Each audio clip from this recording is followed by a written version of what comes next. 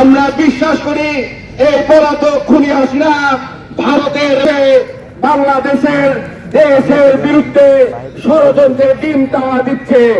আমরা এখান থেকে বলতে চাই ভারতের মোদী সরকারকে এই কুচো মুরগি পলাতক বড় হত্যাকারী শেখ হাসিনাকে দিয়ে যে ষড়যন্ত্রের পায়তারা করছে সে ষড়যন্ত্রের টিম এই বাংলাদেশের ছাত্র সমাজ ঢুকতে দেবে না।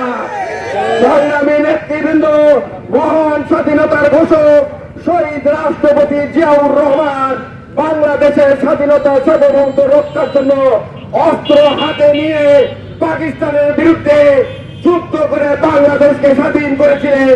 তার আদর্শ শহীদ বাংলাদেশ জাতীয়তাবাদী ছাত্র দলের নেতা কর্মী বাংলাদেশের সার্বভৌমত্ব রক্ষার জন্য, বাংলাদেশের জনগণের জীবন যাপনের জন্য রক্ষার জন্য বাংলাদেশ জাতীয়তাবাদী ছাত্র দল এই 2024-এ এসে ভারতের সাথে যুদ্ধ করার জন্য অস্ত্র হাতে নিতে আমরা আবারও প্রস্তুত রয়েছি। আগামীর বাংলাদেশ হবে এদেশের সকল ধর্ম বর্ণ নির্বিশেষে সকল মানুষের বাংলাদেশ। একটি মানুষকে হত্যা করার জন্য একটি বুলেট যথেষ্ট। আমার ছাত্র দলের নেতা খিলগাঁও থানা ছাত্র দলের নেতা বাপ্পিকে 17টি বুলেট তাকে বিদ্ধ করা হয়েছিল এবং 17টি বুলেট দ্বারা তাকে হত্যা করা হয়েছিল। ভোলার সেই আমাদের ছাত্র দলের সভাপতি তাকেও হত্যা করা হয়েছিল। সেই সকল হত্যা এবং গুমের সকলের সুষ্ঠু বিচার হবে বাংলাদেশে ইনশাল্লাহ।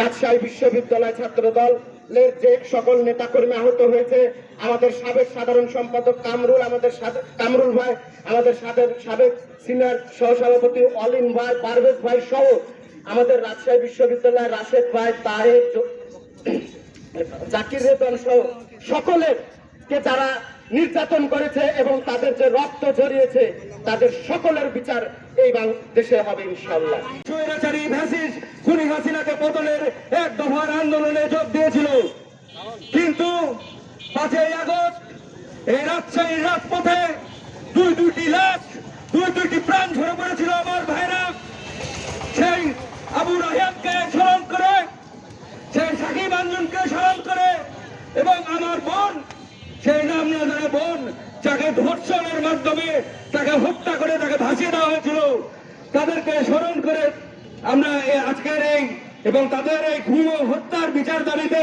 আজকের মানববন্ধন করেছি।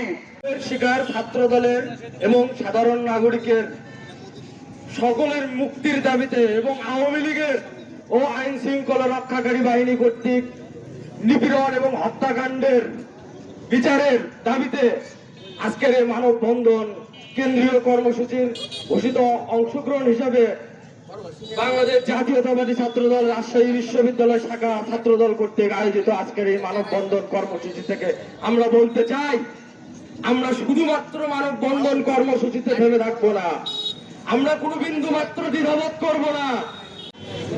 মুক্তির দাবিতে এবং আইন শৃঙ্খলা বাহিনী ও স্বৈরাচার হাসিনার দোষর নিষিদ্ধ সংগঠন ছাত্রলীগের দ্বারা নির্যাতিত নেতাকর্মীদের যে পরিমাণে নির্যাতিত নিপীড়িত করা হয়েছিল তার শাস্তির দাবিতে আজকের এই মানববন্ধনে উপস্থিত রয়েছেন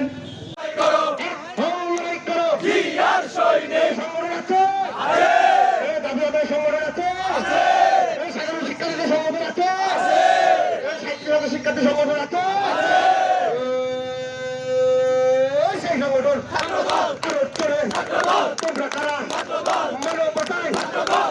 উপস্থিত যুগ্ম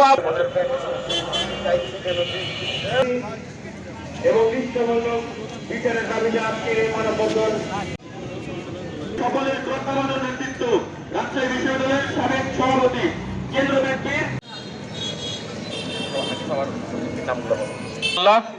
আউযু বিল্লাহি মিনাশ শাইতানির রাজিম, বিসমিল্লাহির রহমানির রহিম। আজকে